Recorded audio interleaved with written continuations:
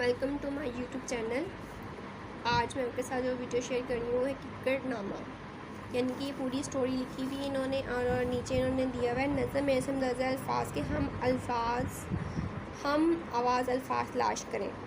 इन्होंने कुछ हमें अल्फाज दिए हुए हैं और हमने उसके हम आवाज़ जो अल्फाज है वो तलाश करने इसी नज़म में से। जैसे टूट से छूट, बाजी से राज़ी, पोल से गोल, हैरान से मैदान, बान से शान, पानी से ठानी।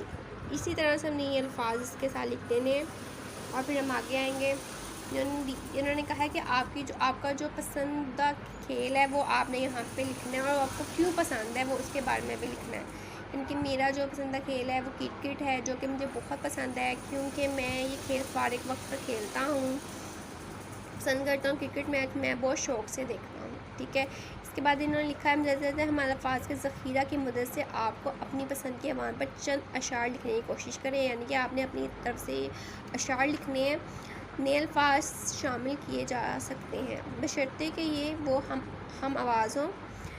दिए गए तमाम अल्फाज को शामिल करना ज़रूरी नहीं कि आप अल्फाज इस्तेमाल करो, लेकिन उन्होंने कहा है आप कोई दूसरे अल्फाज भी इस्तेमाल कर सकते हो लेकिन वो हम अल्फाज हो। ठीक है, मैं यहाँ से मैंने इस्तेमाल किए हैं हम,